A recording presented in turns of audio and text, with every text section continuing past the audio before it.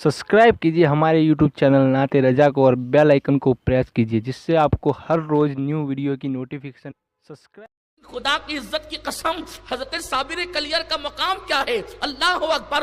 आपने माँ की गोद में मुसलसल 2 साल तक की रोजा रखा। और अगर ये रिवायत की बजाय ये रिवायत मानी जाए कि एक दिन दूध पीते हैं, एक दिन रोजा रखते हैं, फिर 6 महीने के बाद एक दिन दूध पीते हैं, फिर 2 दिन तक के दूध पीते भी नहीं है, इसका मतलब ये है साबिर कलियर रदी अल्लाह ताला साबिर माँ की गोद से हैं। और जब दूध पीने के अय्याम खत्म हो गए तो सैयदी साबिर कलियर रदी अल्लाह ताला अन्हो चने के बराबर एक चीज खाते थे और उसके अलावा कुछ और न खाते थे।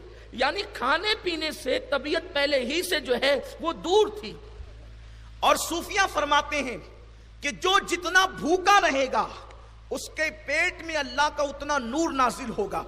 बल्कि यहां तक फरमाया गया हदीस पाक में है कि पेट भर के खाकर खड़े होकर नमाज पढ़ने वाला और भूखे पेट बैठकर नमाज पढ़ने वाला सवाब में दोनों बराबर है। यानी पेट भर के खा लिया और खड़े होकर नमाज पढ़ा और इतना भूखा है कि खड़े नहीं रह सकता, बैठकर नमाज पढ़ा। सूफिया फरमाते हैं कि वो भूखा जो बैठकर नमाज पढ़ रहा है वो पेट भर कर खाने वाले से जो है वो बेहतर है या सवाब में उसके बराबर है। मेरे प्यारे आका अलैहि सलाम के प्यारे दीवानों, तसव्वुफ का जो पहला जीना है उसे 3 चीज कहते हैं, कम खाना, कम सोना और कम बोलना। जिसकी जिंदगी में ये 3 चीजें आती है वो तसव्वुफ के पहले जीने पर चढ़ता है। मैं साबिर को क्या नाम दूं जो माँ के शिकम ही से अल्लाह अकबर, माँ की गोद ही से किस कदर अल्लाह अकबर खाने और पीने से दूर हैं। अल्लाह अल्लाह। जब आपने दूध छोड़ा तो चने के बराबर कोई चीज खिलाई जाती थी और उतना ही आप खाते थे, उसके सिवा आपने नहीं खाया। अल्लाह अकबर। उसके बाद फिर सैयदना साबिर कलियर रदी अल्लाह ताला की उम्र शरीफ जो है अल्लाह अकबर अभी 3 या 4 साल की हुई तो सैयदना साबिर पाक ने ला मौजूदा इल्लल्लाह इस जिक्र को शुरू किया। आप 3-4 साल के बच्चों की उम्र को क्या समझते हैं? 3-4 साल की बच्चे जो उम्र के बच्चे होते हैं वो सही तौर पर अलीफ बा भी पढ़ने की सलाहियत नहीं रखते, लेकिन साबिर पाक उस वक्त भी ला मौजूदा इल्लल्लाह का जिक्र कर रहे थे। बल्कि ये बात उससे पहले आपको बताऊं, सैयदना साबिर कलियर रदी अल्लाह ताला अन्हु अभी 3 साल की उम्र में हैं, बिस्तर पर वालिदैन के साथ सोए हुए हैं। ऐसे में वालिदैन की आंख खुलती है तो वहां क्या देखा कि एक सांप 2 टुकड़े पड़ा हुआ है।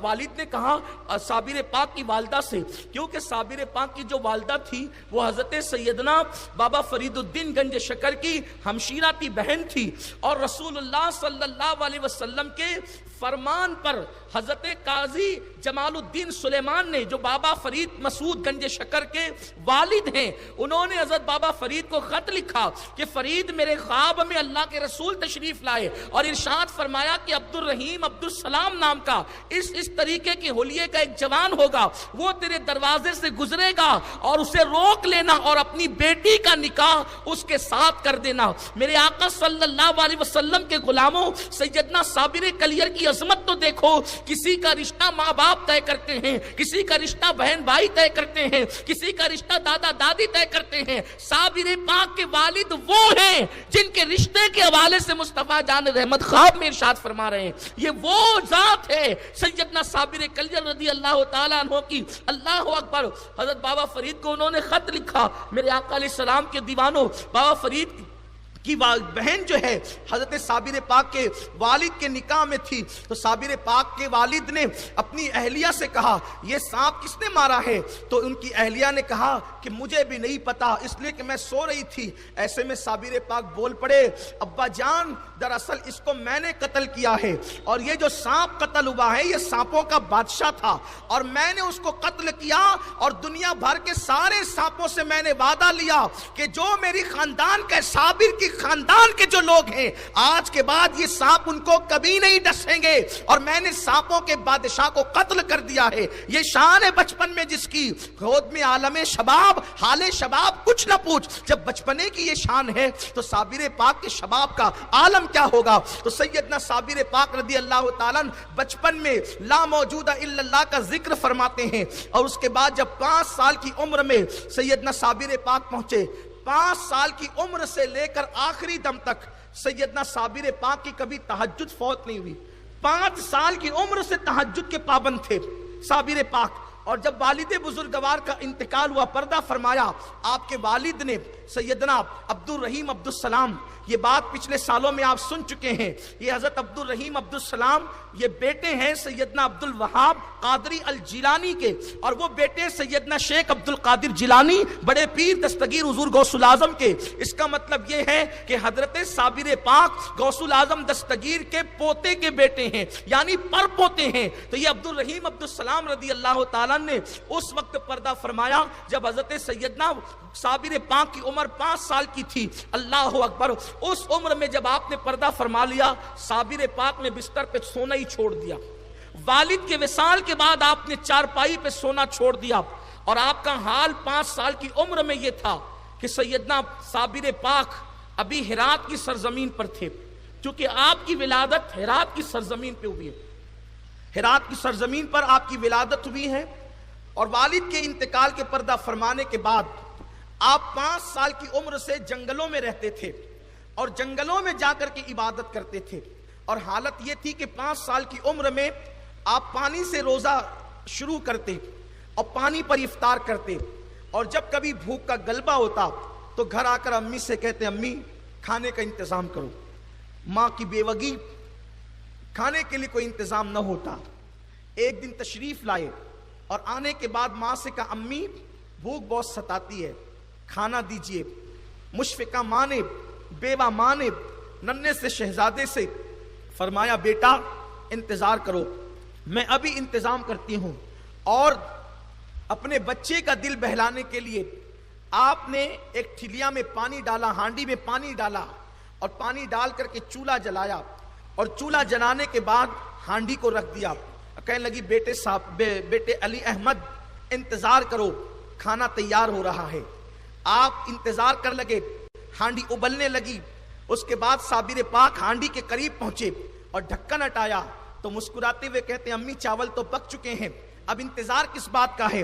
ماں کو حیرت تھی کہ کیا میں نے چاول ڈالے نہیں، میں نے چاول ڈالے نہیں، اور کہتے چاول تو پک چکے ہیں۔ ماں جب تشریف لائیں تو دیکھا کہ اس میں چاول ابل رہے تھے، اور نکال کر کے صابر پاک کو دیا۔ آپ نے کھایا، اس ہانڈی کے چاول ماں نے کھایا، اس ہانڈی کے چاول محلے میں تقسیم کیے گئے، اس ہانڈی کے چاول فقراء میں تقسیم کیے گئے، پھر بھی وہ چاول موجود تھے۔